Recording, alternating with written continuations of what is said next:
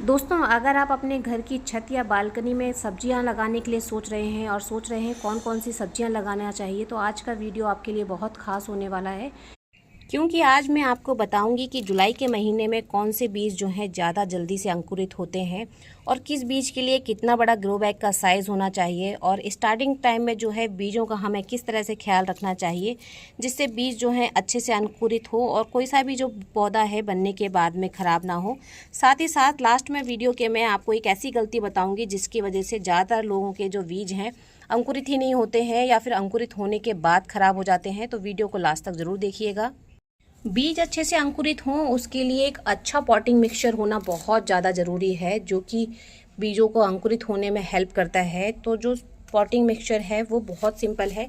सबसे पहले आपको जो है 40% के करीब लेनी है मिट्टी। 40% मिट्टी में आपको जो है 30% डाल देना है रेत। अगर आपके पास में रेत नहीं है तो आप इसकी जगह पे कोकोपीट या राइस हस्क, इन दोनों चीज़ों का भी यूज़ कर सकते हैं। फिर आपको जो 30% है वो आपको मिलाना है कंपोस्ट का। आप गोबर की बिल्कुल सड़ी हुई जो काली खाद होती है, जैसे कि मैं डाल रही हूँ, आप इसका यूज़ कर सकते हैं। आप वर्मी कंपोस्ट का यूज़ कर सकते हैं या फिर आप जो है लीफ कंपोस्ट का भी यूज़ कर सकते हैं।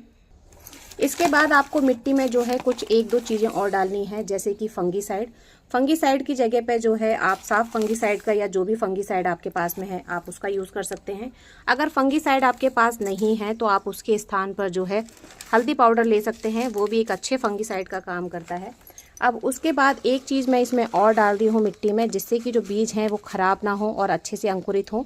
तो एक मुट्ठी के करीब आपको जो ये हमने रेशियो बनाया हुआ है उसमें आपको एक मुट्ठी जो है मैंने डाली है नीम की खली।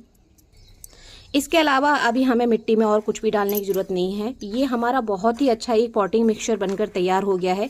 इसको अब आप पॉट्स में फिल कर सकते हैं या फिर सीडलिंग ट्रे है उसमें फिल कर सकते हैं। सीडलिंग ट्रे नहीं है आपके पास तो जैसा कि लास्ट वीडियोज़ में मैंने आपके साथ में शेयर किया है, आप पेपर कप्स का यूज़ कर सकते हैं। पुराने जो डिस्पोजल होते हैं प्लास्टिक्स के उनका यूज़ कर सकते हैं। घर में जो छोटे छोटे कार्टन्स निकलते हैं अलग अलग चीज़ों का, उनका यूज़ कर सकते हैं। अब अलग अलग बीजों को जो है हम अलग अलग जगह पे लगाएंगे। जैसे कि आप देख रहे हैं मैंने सीडलिंग ट्रे भी तैयार की हुई है और मैंने ये जो पॉट्स हैं ये भी तैयार किए हैं। तो जो हमारे बड़े बीज हैं इसको हम पॉट में लगाएंगे, लेकिन अगर आप डायरेक्ट ग्रो बैग में लगा रहे हैं तो मैं आपको ग्रो बैग का साइज़ बताऊँगी और कितने इंच की गहराई पर आपको इन बीजों को लगाना है वो भी बताऊँगी।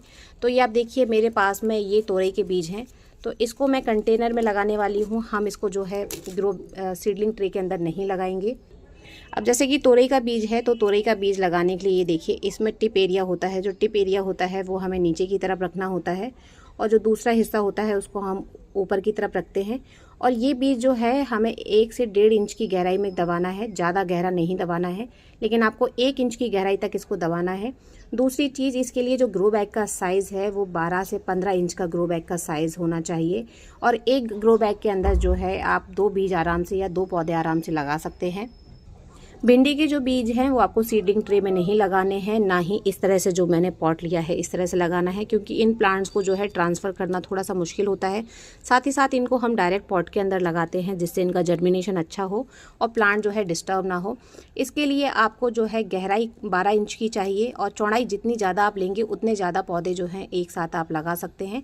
2 बीजों के बीच का जो गैप है कम से कम 2 इंच का ज़रूर होना चाहिए। 2 इंच की दूरी पे आप इन पौधों को लगाइए और इनका जर्मिनेशन अच्छा हो उसके लिए जो मैंने पॉटिंग मिक्सचर बताया है वो आप लगाइए।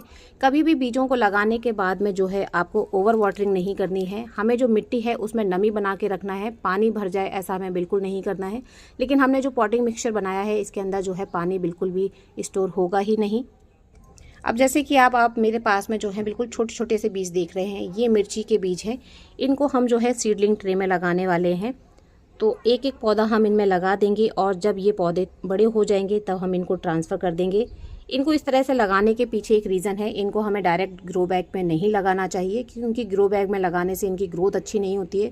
ये बीज काफ़ी छोटे हैं तो ये रूट्स पे ज़्यादा फोकस करते हैं और ऊपर जो है प्लांट अंकुरित कम होता है, जिसकी वजह से जो है प्लांट ख़राब हो जाता है। इसके लिए जो ग्रो बैग का साइज़ है 12 इंच का होना चाहिए और इसको हम जो है ऊपर ऊपर रख के केवल मिट्टी में ऊपर ऊपर रख देंगे और हल्की सी मिट्टी इसके ऊपर से डाल देंगे और मिट्टी में नमी बना के रखेंगे। ये बीज जो हैं बहुत अच्छे से अंकुरित हो जाएंगे। अगर आपको बीज चाहिए कि आप कहाँ से लेना चाहते हैं तो आप मुझे कमेंट में लिखिएगा, तो मैं आपके साथ में लिंक शेयर कर दूंगी जहाँ से मैंने इन बीजों को जो है परचेज़ किया हुआ है। इसी तरह से आपको बैंगन के, टमाटर के और जो ये हमारा शिमला मिर्च होता है उसके भी बीज आपको लगाना है। बैंगन के लिए जो बीजों का जो आप साइज़ आपको ग्रो बैग का लेना है वो आपको 15 इंच तक का लेना है, 12 से 15 इंच का। और एक ग्रो बैग के अंदर जो है आप 2 पौधे बहुत आसानी से लगा सकते हैं। सेम टमाटर के लिए भी आपको इसी तरह से ग्रो बैग का साइज़ लेना है 12 से 15 इंच का, जिसके अंदर आप अगर एक प्लांट रखेंगे तो ज़्यादा हार्वेस्टिंग मिलेगी, लेकिन आप चाहें तो 2 प्लांट भी बहुत आसानी से लगा सकते हैं। मेरे पास में 2 वैरायटी के ये बैंगन के पौधे हैं तो मैं दोनों ही लगाने वाली हूँ।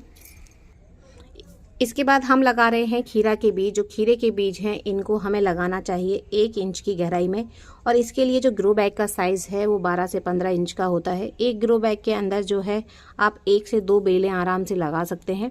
और अच्छी क्वालिटी के अगर आपके बीज होंगे तो इनका जो जर्मिनेशन है वो भी अच्छा होगा, साथ ही साथ इससे जो आपको हार्वेस्टिंग है वो भी अच्छी मिलेगी। कोशिश कीजिए जो हाइब्रिड बीज होते हैं उनको लगाइए, क्योंकि देसी बीजों से टेरेस पर हार्वेस्टिंग बहुत कम मिलती है। इसके बाद आप मेरे हाथ में देख रहे हैं टिंडे के और करेले के बीज। इनको लगाने के लिए हमें जो है 12 से 15 इंच का ग्रो बैग चाहिए होता है। साथ ही साथ इसकी जो गहराई है 1 इंच की आपको रखनी है। और जैसा कि मैंने आपको तोरई के बीजों के लिए बताया था, वैसे ही इसमें भी टिप होता है, तो इस टिप वाले हिस्से को आपको जो है नीचे कर देना है, और जो चौड़ा वाला हिस्सा है वो हम ऊपर की तरफ रखेंगे। और ये टिंडे के बीज हैं, इनमें भी आप देखिए जो टिप है उसको हम नीचे की तरफ दबाने वाले हैं, और दूसरा हिस्सा जो है हम ऊपर की तरफ रखेंगे। मैं ये छोटे छोटे से मेरे पास में जो हैं 3-3 इंची के पॉट हैं, इनके अंदर इसको लगा रही हूँ, और इसमें से निकाल कर जो है मैं ग्रो बैग में इनको शिफ्ट कर दूँगी। इसी तरीके से आप जो है लौकी और सेम के बीज लगा सकते हैं। ये लौकी का जो टिप वाला हिस्सा है ये हम नीचे दबाएंगे।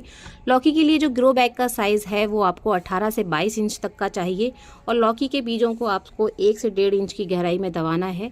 एक ग्रो बैग के अंदर जो है आप 2 पौधे बहुत आसानी से लगा सकते हैं, लेकिन 2 से ज़्यादा पौधे आपको नहीं लगाना चाहिए, नहीं तो उसके हिसाब से आपको फर्टिलाइज़र डालना पड़ेगा और आपको हार्वेस्टिंग जो है कम मिलेगी, क्योंकि बेलों को जो है और जड़ों को ग्रोथ करने के लिए जगह कम पड़ जाएगी।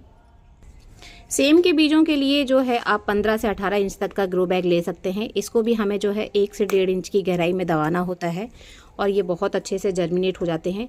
आप अभी से जब सेम को लगाएंगे तो सेम जो है आपको सितंबर अक्टूबर में जो है हार्वेस्टिंग के लिए मिलने लग जाएगी, इसलिए मैं सेम के बीज अभी से लगा रही हूँ। बीजों की ग्रोथ अच्छी हो और बीजों में जो है जर्मिनेशन अच्छा हो, इसके लिए आपको जो है इसको फुल सनलाइट में रखना है, धूप में बिल्कुल नहीं, ऐसा नहीं है कि छाया में उठा के रखना है। बारिश का पानी हमारे सीड्स को मिल जाएगा तो और भी अच्छा है।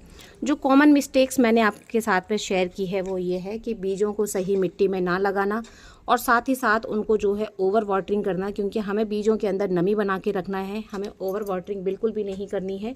जैसे कि ये सीडलिंग ट्रे है, इसमें या तो आप बिल्कुल आराम से पानी दीजिए या स्प्रे की मदद से पानी दीजिए, तो आपके बीज जो है बिल्कुल ख़राब नहीं होंगे। बीजों की अच्छी क्वालिटी का ना होना भी कभी कभी जर्मिनेशन ना होने का कारण बनता है, तो जब भी बीज खरीदिए तो बीज जो है अच्छी क्वालिटी के बीज खरीदिए, इससे जर्मिनेशन बहुत अच्छा होता है।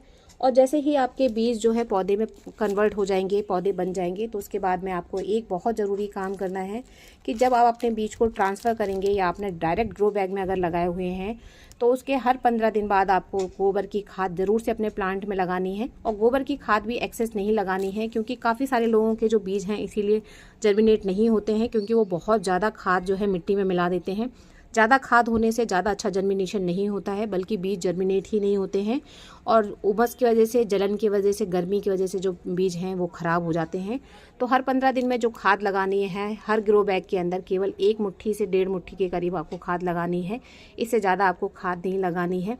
रेगुलर वाटरिंग करने की बिल्कुल ज़रूरत नहीं है। जब मिट्टी आपको सूखी हुई दिखाई दे तभी आपको वाटरिंग करनी है। और जो हमने बीज लगाए हैं इनमें अगर आपको याद ना रहे कि आपने किस पॉट के अंदर कौन सा बीज लगाया है, तो इसमें आप लेवलिंग ज़रूर कीजिएगा, जिससे आपको पौधा पहचानने में बहुत जो है हेल्प मिले। आज का वीडियो आपके लिए हेल्पफुल है और आपको पसंद आया है तो वीडियो को लाइक और शेयर करना बिल्कुल ना भूलें। चैनल पर पहली बार आए हैं तो चैनल को सब्सक्राइब जरूर कीजिए, जिससे बीजों की ग्रो होने के बाद में, इसके बाद में हमें कब कौन सी खाद लगानी चाहिए और इनकी देखभाल किस तरीके से करना है, वो सारे अपडेट्स मैं आपके साथ में शेयर कर सकूँ। हैप्पी गार्डनिंग फ्रेंड्स, धन्यवाद।